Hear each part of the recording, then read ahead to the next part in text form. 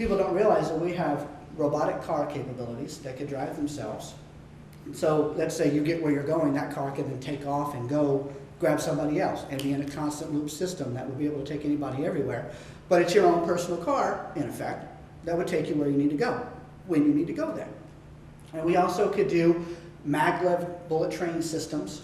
The technology exists, and even more so, if you take that bullet train and you put it inside a tunnel and vacuum the air out of that tunnel to where there's no more drag, that train can go over 2,000 miles an hour, 3,000 miles an hour, and you're just floating. You're hauling butt, but you're just floating.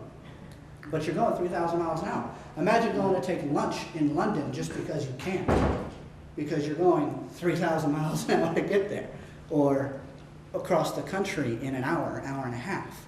And now, I'm in an airplane that could crash because gravity can get you. So you're on a train that's in a smaller compartment, uses tremendous less energy, and is clean, as it's a maglev train. We use airplanes, we got to fight drag, we've got to fight gravity, we've got to generate lift, we've got to use huge engines that produce immense amounts of energy to carry about 400 people. When you can have a train that can carry 1,200 people, that China just opened up a new bullet train, it's the fastest, it goes about 400 kilometers an hour, which is about 270 miles an hour it goes. It took a 10-hour trip and reduced it to 3 hours. It carries 1,200 people. That's pretty efficient if you got to get somewhere in a relatively quick amount of time. So it's all about using our technology to help us, not hurt us. Technological unemployment is a word that a lot of people like to throw around. Well, the robots are replacing the people, so now all the people are out of work. Well, you're right. The production has gone up. The efficiency of the business or of the creation of whatever that product is has gone up. But the person that used to do that job is now hosed. Think about the elevator man. There used to be a dude pressing the button or whatever to get the elevator or the dumbwaiter or whatever the case to take people up and down elevator. Well, as soon as that became mechanized, with the elevator man, that job's not coming back. I don't think you want to wait for somebody to, take you up and down the building. And if it's a 40, 50-story building, forget that noise. So technological unemployment has always existed. Technological replacement of horse and buggy versus car. We like our cars. You want to go back to a horse and buggy? No, I don't think so. It's always evolving to the next level. But our social system of economics has never taken that into account.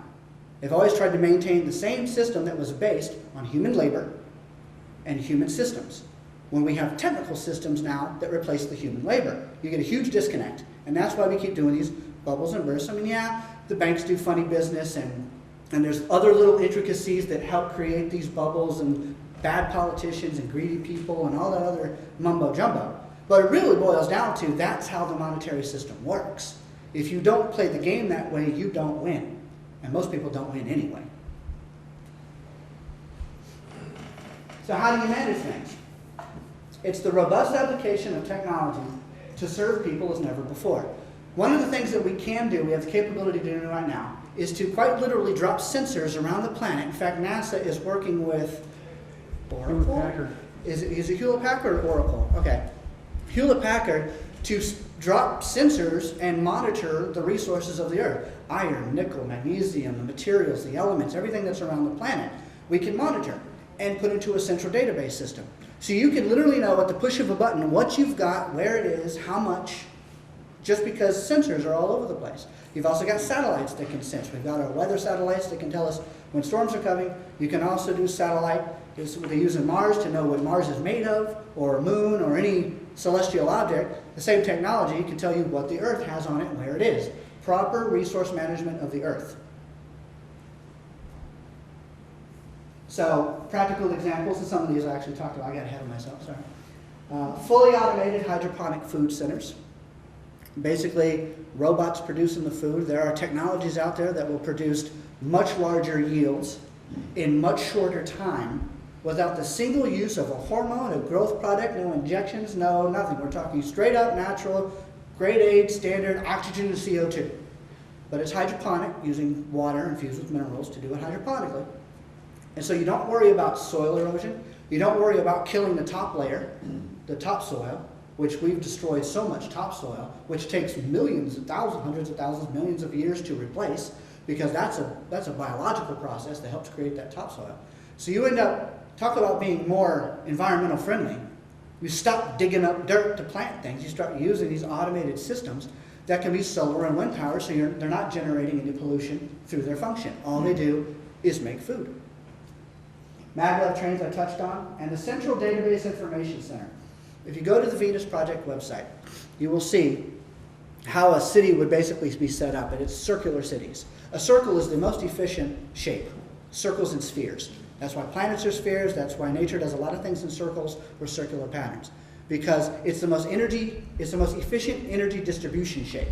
So you would have the center of the city would be your power plant, and you probably have other isolated power plants on the side as backups and redundancy for energy concerns. The center would also be the university. The whole premise of the idea is people should be educating themselves, not working flipping burgers, not doing service jobs that don't do anything for anybody. You're taking money from Peter to Paul and you're playing this little game of Monopoly, but you're not producing anything. We're not really doing anything. Our GDP has completely gotten away from production, and now it's almost all based on consumption, how much we buy. But we don't produce. And so, and finance and money, you know, what I call monetary masturbation. I mean, all they do is just play around with it all the time. But they're not really going to the next level. Why don't we have a moon base? Why haven't we gone to that next step? Why haven't we become Star Trekian, if you want to kind of look at it that way, in boldly going where we've never gone before? And going undersea too, just, you know, investigating the depths of the sea, inventing technologies to do that. Why? Well, that costs too much. We don't have the budget for that. We have the resources, we have the brain power, we have the mental capability, we don't have the money. So we're stopping ourselves because of a paper product that we invented ourselves. It has nothing to do with nature, what's natural, what's available. That's the disconnect, and that's the problem. And so a central database and information center, for example, in your city, say you're at home and you want to know what's going on that day in your city, it's the internet. Basically, it's the internet. It'd be a little bit more robust than the internet, not as random as the internet can be. The central database system will be more like how military database systems are, where they can set up inventory control and things like that, so it's hacker-proof in a way, so nefarious people. You'll always have bad people that want to do stupid things. So there are ways to protect that. The internet's a little too random for that, but a central database system that is globally connected around the world can link every city with every other city. So let's say you have a problem in your city, something comes up. So you would punch in, you would input what that problem is, and a computer would be able to know, because you can't, I mean, one person can't absorb all that information at once and know everything. But a computer, in about 10 seconds, could search the world and find any other city that had a similar or same problem and tell you what that solution was. How much resources it took to fix it? Do you have those resources on call or at your place? If not, here's how to get them to you. Go fix it. So it's not some politician making a decision based on an opinion. It's data, hard, real life data in front of your face that a computer just gives you. And then the person makes an informed decision, not an emotional one, but an informed decision based on the data that they're presented. That's why we say the scientific method for social concern. It's not that everybody's wearing white lab coats and rocking around in this 1984 robot kind of style world. That's ridiculous. What this does is actually frees everybody to pursue whatever education they want, become whatever they want, and nobody is serving you. You don't have to worry about, God, that person's lazy. I don't want to work and give something to some lazy schmuck who's boring and not contributing. All right? That would be the communist kind of setup, right? People serving others. What's the creed? I forgot the creed. I don't even care. I hate communism. I hate socialism. They all suck. They're all bad too. All right? They're all bad because they rely on, they still exist with money.